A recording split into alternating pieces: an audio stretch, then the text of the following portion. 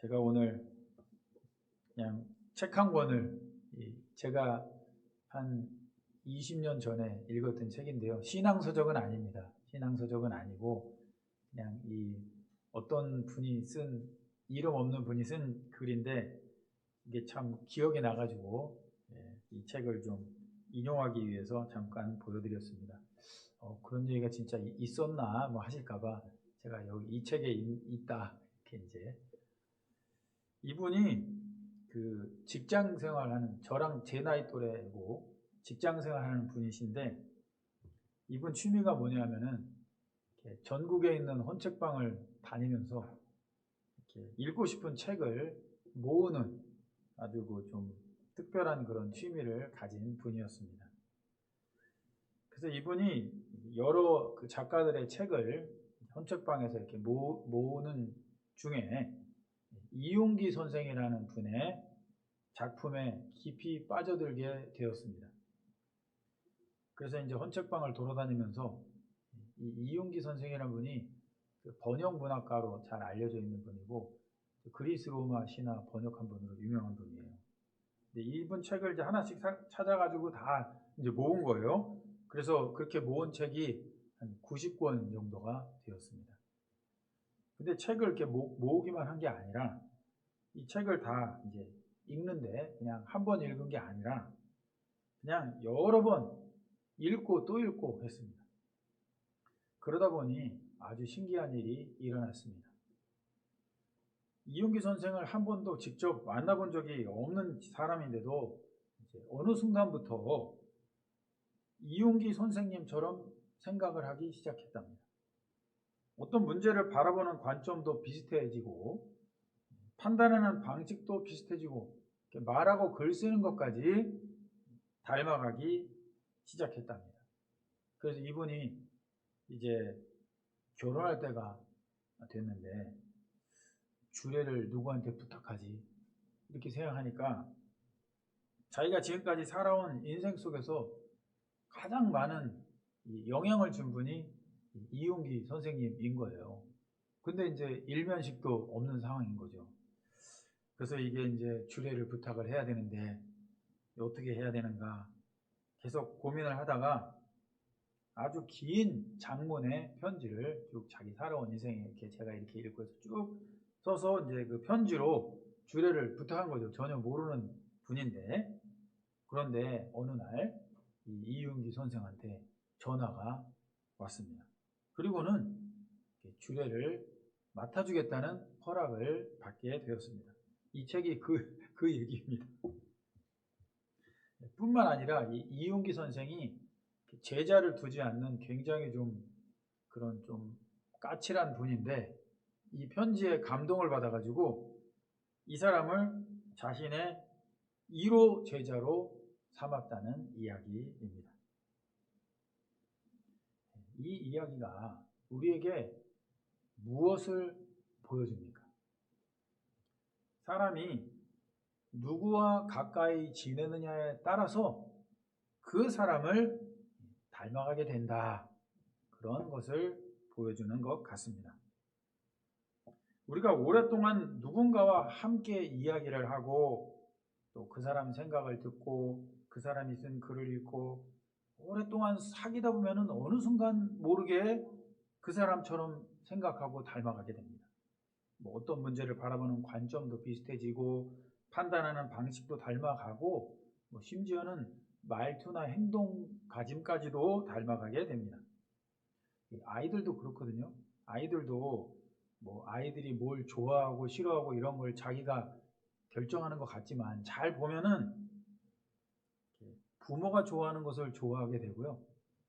부모가 싫어하는 것을 싫어하게 됩니다. 저도 저희 아버지가 커피를 평생 안 드셨거든요.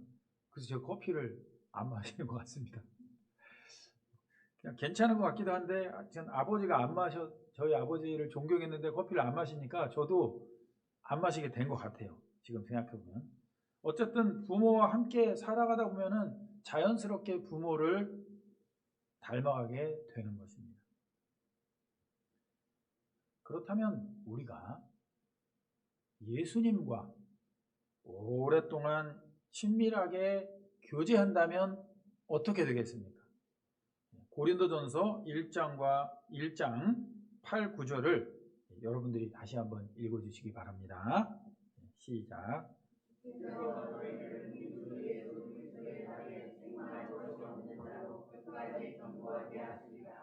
너희를 불러 그의 아들 예수 그리스도 우리 주와 더불어 교제하게 하시는 하나님은 미쁘시도다. 감사합니다. 여기에 중요한 말씀이 있습니다. 하나님께서 우리를 어떤 사람으로 부르셨습니까? 하나님께서 우리를 예수님과 교제하는 사람으로 부르셨습니다.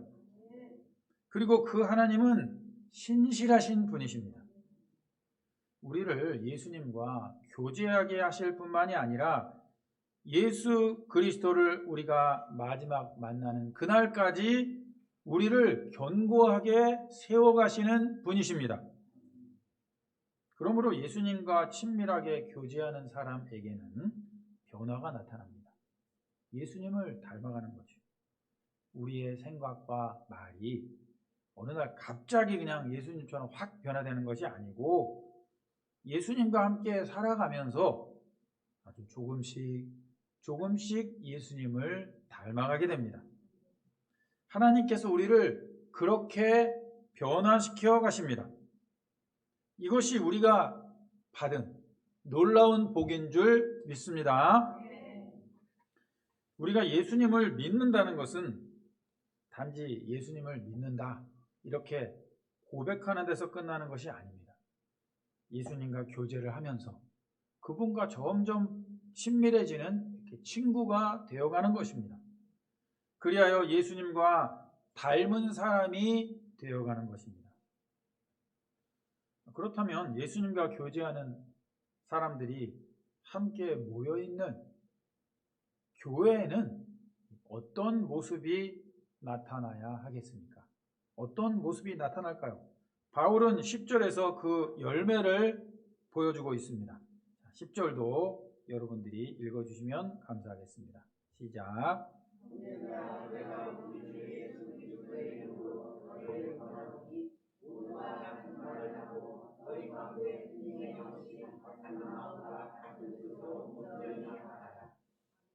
아멘.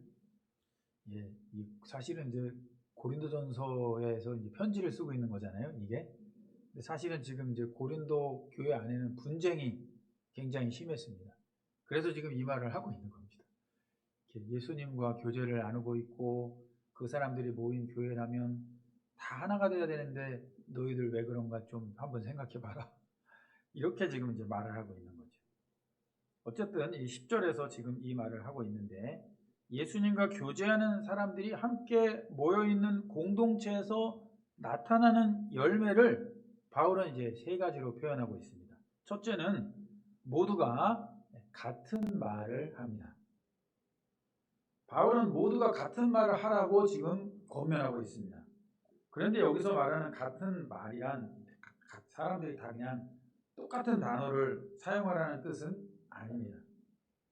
무엇을 말하느냐가 중요한데 예수님과 교제하는 사람들이라면 우리의 대화 속에서 자연스럽게 이런 말들이 나와야 됩니다. 예수님께서는 이렇게 말씀하셨습니다. 예수님께서는 이것을 기뻐하실 것입니다.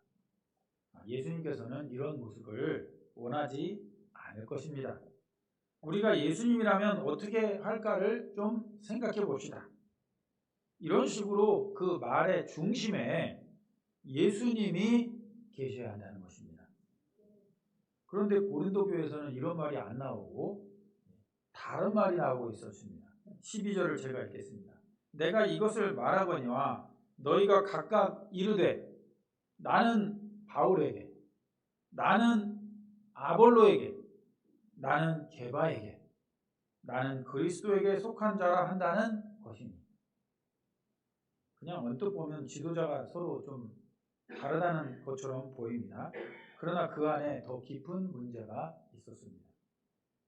사람은 누구와 가까이 지내느냐에 따라 그 사람을 닮아간다고 하지 않았습니까?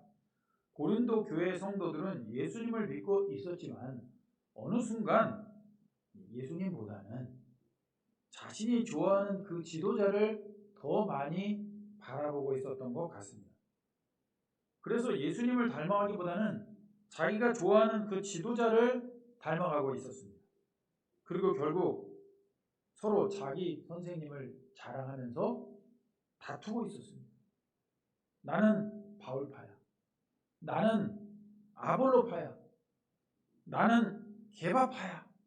그러다 보니 같은 교회 안에서 서로 다른 말을 하게 되었습니다. 그런데 여기서 우리가 한 가지를 더 주목할 게 있는데 이 세 개의 말 다음에 나는 그리스도에게 속한 자다.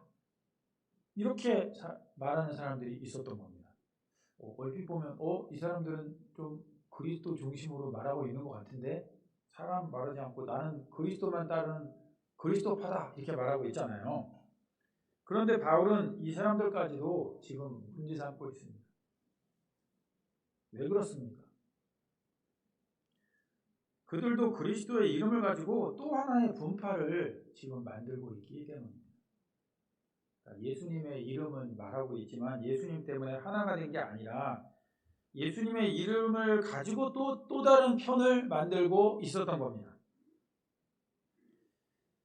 이걸 보면은 이제 교회가 하나가 되는 게 말만 같다고 되는 것은 아니라는 것을 확인하게 됩니다. 나는 그리스도에게 속했다. 나는 뭐 바울도 싫고 아볼로도 싫고 뭐 게바도 싫고 나는 그냥 그리스도에게 속한 사람이다 라고 말하면 맞는 것 같은데 그렇게 말한다고 자동으로 그리스도 중심이 되는 게 지금 아니라는 거죠. 그러니까 말뿐만 아니라 그 생각이나 판단이나 그 마음 중심에 정말 그리스도가 계셔야 합니다. 우리 교회 이름이 우리 좋은 교회잖아요. 그죠? 이 이름에는 하나님에게 좋은 교회가 되고 이웃에게 좋은 교회가 되자는 뜻이 담겨 있는 거 맞죠? 그렇죠? 하나님에게 좋은 교회, 이웃에게 좋은 교회가 되자. 또 올해 우리 교회 표어가 저도 이제 제가 표어를 정할 때 있었던 건 아니지만 와서 보니까 표어가 무엇입니까? 장성한 그리스도의 몸으로. 에베소서 4장 13절입니다. 이게 우리가 이제 계속 같은 말을 해야 될 그 중요한 내용이겠죠. 우리 교회가. 우리가 다 하나님의 아들을 믿는 것과 아는 일에 하나가 되어 온전한 사람을 이루어 그리스도의 장성한 분량이 충만한 데까지 이르리니. 그렇다면 우리가 교회에서 어떤 문제를 의논할 때도 이렇게 말할 수 있어야겠지요. 우리 좋은 교회가 어떻게 해야 하나님에게 좋은 교회가 될 수 있을까요? 어떻게 해야 이웃에게 좋은 교회가 될 수 있을까요? 우리가 어떻게 해야 하나님의 아들을 믿는 것과 아는 일에 하나가 될 수 있을까요? 어떻게 해야 우리가 함께 그리스도의 장성한 몸으로 자라갈 수 있을까요? 이런 말을 함께 해야 합니다. 그런데 여기에는 한 가지 어려움이 있습니다. 같은 말을 해도 그 말에 담긴 이 생각이 서로 다를 수가 있습니다. 똑같은 말을 해도 그 안에 담긴 내용이 다를 수가 있습니다. 며칠 전에 저희 장모님께서 아내에게 이제 부탁을 하나 하셨습니다. 내려올 때 복숭아 쬐끈한 것 하나 사가지고 오니라 이렇게 이제. 그래서 아내는 그 말을 듣고 이제 생각을 했습니다. 동네 친구분들에게 선물을 이제 노인들만 사시니까 뭐 많이 못 드시니까 너무 큰 거는 이렇게 오래되면 물르고 그러잖아요. 그러니까 이제 한 4-5개 된 좀 조그만 거, 쬐끈한 거 이걸 사오는 거겠구나. 그리고 이제 과일 가게 갔는데 이 쬐끈한 게 없고 큰 거만 있는 거죠. 한 10개 넘는 거. 그래서 이걸 어떻게 사가지? 그래서 이게 맞나 해서 그냥 다시 이제 전화를 드려본 겁니다. 그랬더니 그 장모님께서 말하는 쬐끈한 게 4개에서 6개 들은 게 아니고 큰 거. 큰 거를 그냥 쬐까는 거라고 그렇게 이제 말씀을 하셨던 거예요. 분명히 쬐까는 거라고 말씀하셨는데 그 말이 담고 있는 의미가 뭔가 이해하는 방식이 서로 다른 거죠. 그러므로 교회가 하나가 되려면은 표면적으로 같은 말 하는 것만으로는 충분하지가 않습니다. 그 말 속에 담긴 생각을 서로가 아주 구체화시키고 명료화를 해야 됩니다. 장성한 그리스도의 몸으로 자라갑시다. 좋은 말인데 장성한 그리스도의 몸이 그러면 구체적으로 우리 교회가 어떻게 하자는 건지 우리가 어떻게 살자고 하는 것인지 서로 충분히 이해를 해서 너는 그렇게 생각했어? 나 이렇게 생각했는데 그럼 우리 이렇게 생각합시다. 이렇게 하면서 뭔가 서로 충분히 소통을 하면서 이해하고 합의하는 과정이 중요한 거죠. 그래야 같은 생각을 갖고 같은 마음을 가질 수가 있는 겁니다. 그래야 같은 말을 하면서 우리가 같은 방향을 혼선 없이 바라볼 수 있게 됩니다. 그래서 이제 바울이 말하는 이 두 번째 열매가 정말 중요합니다. 두 번째 열매는 같은 마음으로 온전히 합합니다. 10절에 그 10절 한번 읽어주시는데 10절의 후반부 너희 가운데 분쟁이 없이부터 끝까지 그 부분만 읽어보겠습니다. 너희 가운데 분쟁이 없이 거기서부터 시작. 너희 가운데 분쟁이 없이 같은 마음과 같은 뜻으로 온전히 합하라. 예, 감사합니다. 여기서 말하는 이 같은 마음이란 게 단순히 감정이나 기분을 이렇게 말하는 게 아닙니다. 이렇게 무엇이 중요한지를 이렇게 생각하고 판단하는 것입니다. 뭔가 이 감정적인 것보다는 굉장히 지성적인 부분이 강조되는 그런 표현입니다. 우리가 흔히 저 사람하고 나는 마음이 참 잘 맞아 이렇게 말할 때 그냥 단순히 서로 좋아한다는 뜻만은 아닙니다. 어떤 문제를 바라볼 때 생각이 비슷하고 무엇이 중요한지에 대한 판단이 비슷하다는 뜻입니다. 부부도 그렇습니다. 아내와 남편이 서로 사랑하고 서로 좋아한다고 해서 신혼 때 막 서로 사랑한다고 해서 똑같은 게 아니에요. 생각이 남편은 이렇게 생각하는데 아내는 저렇게 생각할 수가 있습니다. 그런데 정말 중요한 순간에는 같은 것을 바라보게 되죠. 우리 가정에서 정말 중요한 게 뭔가, 우리가 자녀를 어떻게 키워야 되는가, 우리가 어떤 가정을 만들어가야 하는가 하는 이런 중요한 문제에 대해서는 이렇게 감정적이 되지 않고 서로의 생각을 나누고 결국 같은 방향을 바라보게 될 때 그 가정이 하나가 될 수 있는 겁니다. 교회도 마찬가지 같습니다. 교회 안에는 정말 다양한 분들이 있습니다. 성격도 다르고 서로 경험한 것도 다르고 좋아하는 것도 다릅니다. 어떤 사람은 적극적인데 어떤 사람은 아주 조용합니다. 어떤 사람은 막 늘 새로운 것을 좋아하는데 어떤 사람은 전통적인 것을 중요하게 생각합니다. 그러니 교회 모든 성도의 생각이 똑같을 수는 없습니다. 바울은 모든 사람들이 획일적으로 똑같이 생각하라고 말하는 것은 아닙니다. 예수님을 중심으로 생각하라는 것입니다. 그렇다면 예수님을 중심으로 생각한다는 것이 과연 무엇인가? 고린도전서를 읽어보면 바울이 계속 강조하는 게 있습니다. 바로 십자가의 도입니다. 고린도전서 1장 18절을 여러분들이 읽어주시기 바랍니다. 1장 18절 시작.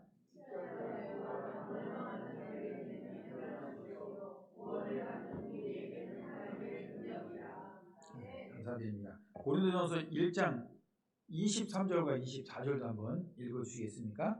시작.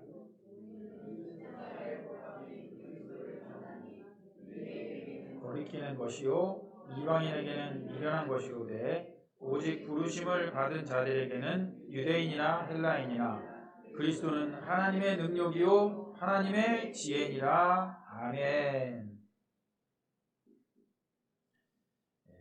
바울에게 있어서 그리스도를 중심으로 생각한다는 것은 결국 십자가의 도를 중심으로 생각하는 것입니다. 십자가에 나타난 그리스도의 마음으로 생각하는 것입니다. 제가 오늘 아침에 이렇게 주차를 하다 보니까 주차할 때 이렇게 장로님이나 이런 우리 교회 오래 다니신 선배님들은 좀 차 대기 어려운 곳에다가 다 대고, 그죠? 원사님 그러셨죠? 그 다음에 처음 오는 사람에게 제일 좋은 자리를 이렇게 하는 것이 이 우리 좋은 교회의 생각과 마음입니다. 사실 이렇게 생각하는 게 십자가의 도에 가깝습니다. 십자가의 도를 중심으로 생각하는 거죠. 처음 오고 어린 자들에게 가장 좋은 것을 주고 가장 성숙한 사람들이 제일 좀 수고스러운 자리로 이동해 주는 게 십자가의 도와 가깝습니다. 오늘 11시 예배에서 살펴봤던 그 요셉의 생각도 그 좋은 예가 될 수 있습니다.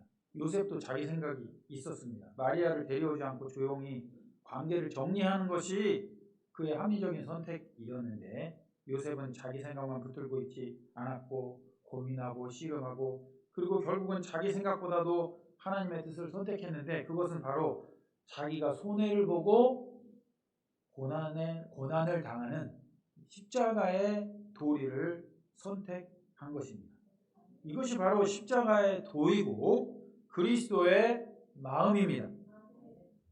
빌립보서 2장 5절에서 바울은 이렇게 말합니다. 2장 5절 한번 읽어볼까요? 시작. 너희 안에 이 마음을 품으라. 곧 그리스도 예수의 마음이니 본체시나 오히려 자기를 비워 종의 문제를 가지사 사람들과 같이 되셨고. 아멘. 예수님은 자기를 비우셨습니다. 종의 형체를 가지고 자기를 낮추시고 죽기까지 복종하셨습니다. 그리고 십자가에 죽으셨습니다. 이것이 바로 십자가의 도이고 그리스도의 마음입니다. 그러므로 교회가 같은 마음을 갖는다는 것은 모두가 그냥 획일적으로 똑같은 생각을 하는 것이라기보다는 내 생각을 이 그리스도의 생각 앞으로 가져가는 것입니다. 내가 손해 보지 않으려고 하는 이 선택이 정말 십자가의 도에 부합되는 건가? 이렇게 하나님 앞에 자기 생각을 내려놓고 그리스도의 생각에 자신을 맞추는 것입니다. 사실 고린도전서에 이제 1장을 지금 저희가 하고 있고 아마 뒷부분도 쭉 하게 될 것 같은데요. 이 내용이 거의 다 이 그리스도의 도에 관해서 얘기하고 있는 책입니다. 예를 들어서 그럼 교회의 일꾼의 역할을 어떻게 생각해야 되는가? 교회 일꾼에 대한 예수님의 그 생각은 뭔가? 음행의 문제를 어떻게 판단하는 것이 그리스도의 생각과 마음인가? 교회의 문제를 세상 법정에 가져가는 문제를 어떻게 바라보는 것이 그리스도의 생각과 마음인가? 결혼이나 독신 문제, 우상에게 바친 재물 문제, 이런 여러 가지 다양한 교회 안의 문제들을 그리스도의 지성과 마음으로 판단할 때 어떻게 판단할 수 있는가를 바울이 정말 세세하게 가르치는 내용이 고린도전서입니다. 고린도전서는 이런 다양한 문제들에 대해 단순히 이게 맞다, 저게 틀리다 이런 대답을 하는 것이 아니고 이런 문제를 어떤 관점에서 바라보아야 하는가를 가르쳐주고 있습니다. 그래서 바울은 고린도전서 2장 16절에서 이렇게 묻고 있습니다. 2장 16절도 같이 한번 읽어볼까요? 2장 16절이 있나요? 있죠? 네, 읽겠습니다. 시작. 누가 주의 마음을 알아서 주를 가르치겠느냐? 그러나 우리가 그리스도의 마음을 가졌느니라. 아멘. 여러분, 그러면 누가 주의 마음을 알아서 우리에게 그리스도를 가르칠 수 있겠습니까? 누가 할 수 있겠습니까? 지금 묻고 있습니다. 사도 바울 선생님이 하셔야죠. 교회에서 가장 훌륭한 분, 그런 분이 하셔야 되지 않을까요? 이렇게 말하지 않습니다. 바울은 이렇게 말합니다. 우리가 그리스도의 마음을 가졌느니라. 한 번 더 하겠습니다. 우리가 그리스도의 마음을 가졌습니다. 네, 우리가 가졌습니다. 예수님을 믿고 예수님의 은혜를 받은 우리 모두에게 이 그리스도의 생각과 판단과 마음을 알 수 있는 은혜가 주어졌습니다.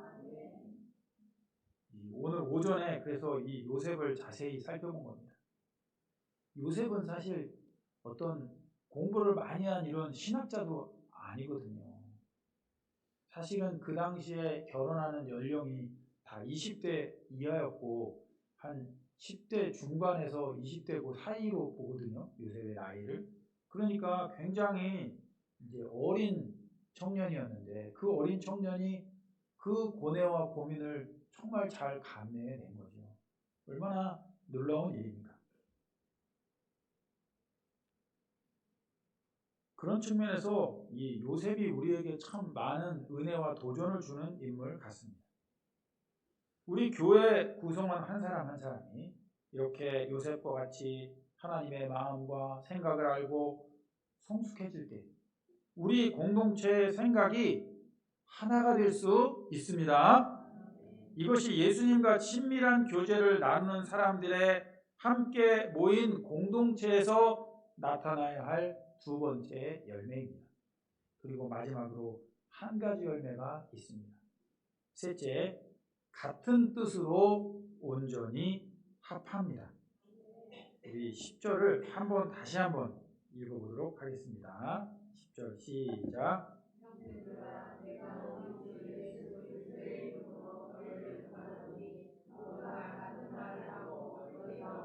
분쟁이 없이 같은 마음과 같은 뜻으로 온전히 합하라.